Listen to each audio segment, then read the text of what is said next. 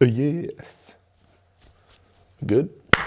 Despite having the most successful start that any manager has ever had at Manchester United, Ole Gunnar Solskjaer still needs to improve his squad. Now, it's more likely that things are going to happen in the summer rather than the January transfer window, but they still need to bring in a few players, especially at the back. David De Gea can't keep making all of these saves. So which big name player they're going to bring in, which big name player is a little bit too expensive, and who can they bring in on the right-hand side of an attacking midfield lineup to help the likes of Rashford and Martial? That's what I'm going to bring to you in the next few minutes with 5 players that Manchester United could sign in the January transfer window. First up, and we'll start in defence with the man that's been linked to Manchester United for at least 6 or 7 months now, and the rumours just won't go away. For £25 million now, Toby Alderweireld is an absolute steal for any top club, not just Manchester United. The reason he's got such a low clause in his contract is because Spurs have decided to extend his current deal by another year. This means in doing so, they had to put the clause in the contract in, and he's now available for the low sum of £25 million. So who wouldn't want a really experienced 29-year-old? This is where Manchester United could definitely do a fantastic piece of business. The likes of Lindelof are good in patches, so is Eric Bailly. As for Phil Jones and Chris Smalling, well, I think that boat has sailed for them. The likes of Alderweireld can come in and give some really good experiences to the likes of Bailly and Lindelof alongside him, and well, as mentioned before, it's really a no-brainer, especially when you compare it to the fact he'll be about a quarter of the price of Kalidou Koulibaly. Now, I know Manchester United fans, you would love it if the big Napoli centre-back came in and made the kind of difference that Virgil van Dijk did at Liverpool. But in the January transfer window, it's just not going to happen. United aren't going to shell out almost 100 million. Napoli aren't going to accept that kind of money, especially not losing their key defender halfway through the season. And are Manchester United board really going to put that much faith in Ole Gunnar Solskjaer to give him a player who then might not be liked by the new manager if they don't decide to stick with the Norwegian come the summer? I think that will be a theme of every player on this list. The board, until they've decided that Solskjaer is going to be their future manager, may not take into account how much he likes or dislikes a certain transfer target, and they especially won't go out and spend near to 100 million on him. The same thing applies to Skriniar, the Inter Milan defender, who according to coach Luciano Spalletti is out of the price range of every single club in the world. That means the likes of PSG and Manchester City can't afford him, making him around over 300 million euros. Yep, straight up ridiculous. No one's paying that in the summer, never mind in January. Now, aside from him at the moment, the other big name linked with Manchester United is Matthijs de Ligt, as he's been linked with pretty much every single big team in Europe. On one hand, he is a fantastic player and I think could be one of the greatest defenders to play the game at the moment. On the other hand, again, he looks unlikely to leave Ajax in the January transfer window. Now, not only is this because Ajax have a potential Champions League tie to look forward to against Real Madrid, but also because there's no need for him to rush. Yes, he could move to Manchester United now and take the money, but as mentioned before, everyone can see the potential he's got, so he might as well wait until the summer until the likes of Juventus and Barcelona can come in and bid for him. They've got guaranteed Champions League football for the next few years at least, barring any sort of collapse, whereas Manchester United don't. This means that Kostas Manolas is a far better option. Now, there is a deal in his contract because he's got 18 months left at Roma that says he has a £32 million release clause. Again, much like Alderweireld compared to Koulibaly, this is an absolute snip. However, this release clause doesn't come into effect until after the January transfer window is closed. So what can United do? Well, I think they could just put a little bit extra on top and they could potentially buy him now. Don't get me wrong, they may have to put an extra 10 to 20 million on top, but anything around 50 million these days is a pretty good deal, especially for a defender who has experience at the top level. He's played in a Champions League semi-final and he could slot straight into the starting 11. Can you imagine one week having some shaky defenders or maybe some youngsters who haven't quite hit good form, and the next week having Alderweireld and Manolas in defence? It's a pretty win-win situation, especially as both of them will cost less than one Koulibaly altogether. As to whether or not they'll sign both of them, I think it's unlikely. So you guys let me know who you'd rather sign at this moment in time. Is it Kostas Manolas or Toby Alderweireld? I'm going to leave a poll right about here so you guys can have your say. But moving away from centre-backs and to the right-back position, and personally, I think this is the position in the Manchester United team that needs the most work. At the moment, Ashley Young currently fills the spot. This is the Ashley Young that used to be a left winger, then got moved to left wing back, then got moved to left back, and now finds himself at right back. Don't get me wrong, he's doing a good job at filling in and he is holding the captaincy at the moment, but he is definitely not a long-term solution, especially with a move to Inter Milan on the cards. The exact same thing goes for Antonio Valencia. Yes, him and Mourinho clearly didn't get on, and under a new manager things could change, but Valencia's been a fantastic servant to the club. However, he's looking in his older years now and definitely won't serve Manchester United in the long run.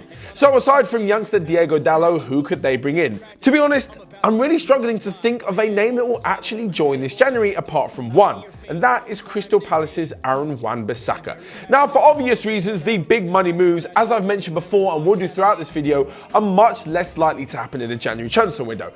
This rules out Jose Semedo from Barcelona, and it also rules out Thomas Meunier from PSG, although I think they'll also have trouble inviting both of them to Manchester United, especially as they're playing in some of the top clubs in Europe. So in Aaron Wan-Bissaka, why would they go for a name who's potentially not as big as the others? Well, because they're going to get one of the best right backs in the league statistically over the past year. Since his debut against Tottenham Hotspur at the back end of last season, Aaron Wan-Bissaka has been brilliant. This season for Crystal Palace, he's got the second highest amount of tackles in the Premier League, the fourth highest amount of interceptions, and has been part of the Palace defence, which has kept 8 clean sheets in 22 games. That's exactly the same amount as current reigning champions Manchester City. Like I said, he's not the biggest name on this list, but that's going to work in Manchester United's favour. Even though there's a whole load of crazy money being thrown around these days, Crystal Palace surely won't charge more than 30 million for him, and a young English fullback could be taking the right back spot at Manchester United and England for years to come. He's got all the pace and athleticism you'd want in a modern day right back, and has also got the brains and the timing to make a decent tackle and know when to boot the ball out of play when need be. He looks like he is the complete package, and I'd certainly go for him ahead of someone else who maybe doesn't have experience in the Premier League. Plus, he'd also provide excellent competition for Diogo Dalot, who we mentioned before. An English and a Portuguese right back both battling out will only do the both of them the world of good. And if one of them fails, well, it proves that it wasn't up to the task and the other one's the victor. So it's a win-win situation for United. But moving on from the defence and into the midfield, where I see a sort of problem evolving for Manchester United. Paul Pogba is definitely the most talented player in the Manchester United squad. I know a lot has been said of his recent form or how he acted under Jose Mourinho, but on his day, I don't think there's anyone better. There is nothing that the French midfielder can't do, and he's going to be a linchpin of the Manchester United team for years to come. However, with him in this attacking role, it does leave Manchester United kind of light in the defensive role. Maybe not even the defensive role, but also the midfield tempo dictating role. Think of Paul Scholes. He was brilliant at getting forward and scoring from the edge of the box, yes, but he dictated the tempo from deep, something which Nemanja Matic doesn't quite do and Fred hasn't really been able to show. So, in steps Ander Herrera. Now, I've no doubt that he's a fantastic footballer, but age 29, he's really getting on a bit, and if Manchester United want to bring in a top level player, they need to be doing it now before they run into a Michael Carrick situation, where they've got a classic player who just could not play the whole season. It looks like Herrera will be leaving Manchester United as he hasn't signed an extension to his contract, despite the fact that he is actually the vice-captain and the United fans and players absolutely love him.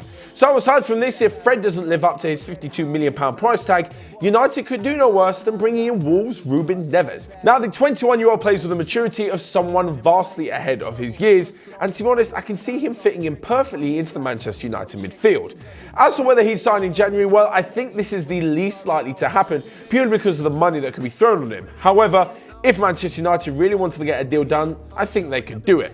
Can you imagine him alongside Pogba and Fred or Matic? I think this United midfield would be definitely one to contend with. Neves has got all the ability on the ball to dictate the tempo, and he's got the passing range the likes of Herrera can bring to the team. He's also got a bit of bite in that midfield, which really makes him an attractive prospect for loads of clubs. As for the £100 million quoted to Pep Guardiola for Manchester City signing him, I believe that's a lot of rubbish, and I also don't think that Manchester City are really going to go in for him. So the door is open for a classic number 8 to come into the Manchester United midfield, but what about in the attacking lineup? Well, this brings us to our 5th and final player in this video, and it's Irving Lozano from PSV.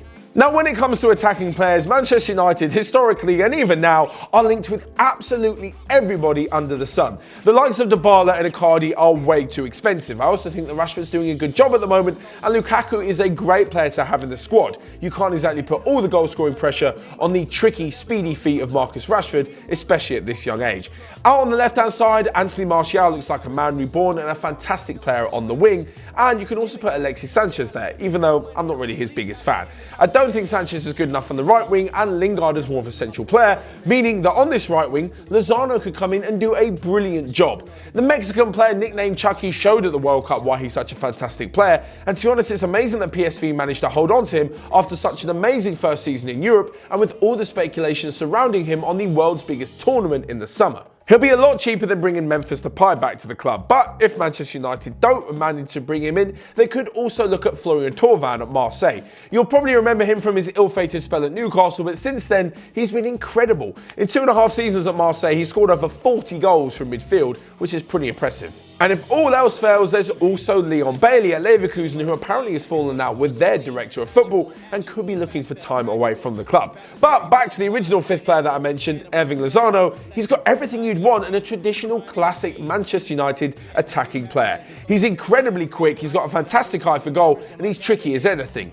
A Manchester United front three of Martial on the left, Rashford up top with Erving Lozano on the right, and Paul Pogba playing in the number 10 hole, well, I think that's definitely an attacking force to be feared and could see them push back into the Champions League spots in years to come. So with that said, there are the 5 players that I think could sign for Manchester United in the January transfer window. But what do you guys think? Which one of these 5 is most likely? Is it Manolas, Alderweireld, Wan-Bissaka?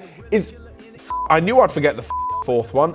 Is it going to be Ruben Neves, Erving Lozano, Wan-Bissaka, Manolas, or Alderweireld? Or is it going to be someone completely different altogether? Of course, let me know in the comment section all your thoughts. Smash the like button whilst you're down there. Subscribe if you're new around here for all of our other videos on OneFootball, which coincidentally you can find right here. As for me, that's all we've got time for, and until next time, I will see you guys later. Ooh, that ending was a nightmare.